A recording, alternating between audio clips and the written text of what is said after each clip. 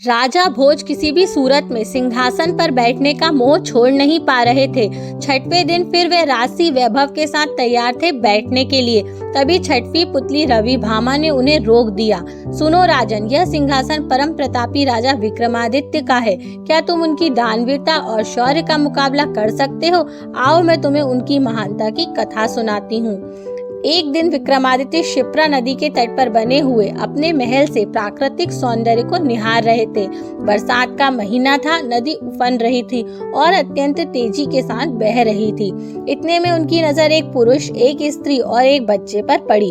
उनके वस्त्र तार तार थे और चेहरे पीले। राजा देखते ही समझ गए कि वह बहुत निर्धन है। सहसा वे तीनों उस नदी में छलांग लगा गए। अगले ही पल प्राणों की रक्षा के लिए चिल्लाने लगे।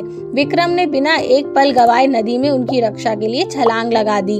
अकेले तीनों को बचाना संभव नहीं था, इसीलिए उन्होंने दोनों बेतालों का स्मरण किया। दोनों बेतालों ने स्त्री और बच्चे को तथा विक्रम ने उस पुरुष को डूबने से बचा लिया। तट पर पहुंचकर उन्होंने जानना चाहा कि वे आत्महत्या क्यों कर रहे थे। पुरुष ने बताया कि वह उन्हीं के राज्य के एक अत्यंत निर्धन ब्राह्मण हैं, जो अपनी दरिद्रता से तंग आकर जान देना चाहते हैं। वे अपनी बीवी तथा बच्चे को भूख से मरता हुआ नहीं देख सकता और आत्महत्या के सिवा उन्हें अपनी समस्या का कोई अंत नजर नहीं आता। इस राज्य के लोग इतने आत्मनिर्भर हैं कि सारा काम खुद ही करते हैं, इसीलिए उन्हें कोई रोजगार भी नहीं देता। राजा विक्रम ने ब्राह्मण से कहा कि वह उनके अतिथिशाला में जब तक चाहे अपने परिवार के साथ रह सकता है, उसकी हर जरूरत पूरी की जाएगी।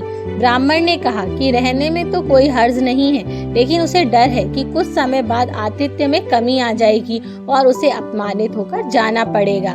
राजा विक्रम ने उसे विश्वास दिलाया कि ऐसी कोई बात नहीं होगी और उसे भगवान समझकर उसका हमेशा ध्यान रखा जाएगा। विक्रम के इस तरह विश्वास दिलाने पर ब्राह्मण परिवार अतिथिशाला में आकर रहने लगा। उसकी देख रेख के लिए नौकर चाकर नियुक्त किए गए। वे मौज से रहते, अपनी मर्जी से खाते पीते और आरामदेह पलंग पर सोते। किसी चीज की उन्हें कमी नहीं थी, लेकिन वे साफ सफाई पर बिल्कुल भी ध्यान नहीं देते। जो कपड़े पहनते थे उन्हें कई दिनों तक नहीं बदलते। जहाँ सोते वहीं थूकते और मल मूत्र त्याग भी कर देते। चारों तरफ गंदगी ही गंदगी फैल गई। दुर्गंध के मारे उनका स्थान एक पल भी ठहरने लायक नहीं रहा। नौकर चाकर कुछ दिनों तक तो धीरज से सब कुछ सहते रहे, लेकिन कब तक ऐसा चलता? राजा के कोप की भी उन्होंने परवाह नहीं की और भाग खड़े हुए। राजा ने कई अन्य नौकर भेजे, पर सबके सब एक ही जैसे निकले। सबके लिए यह काम असंभव साबित हुआ। तब विक्रम ने खुद ही उनकी सेवा का बीड़ा उठाया। उठते बैठते सोते जागते वे ब्राह्मण परिवार की हर इच्छा पूरी करते। दुर्गंध के मारे माथा फटा जाता, फिर भी कभी अपशब्द या अव्यवहार नहीं करते।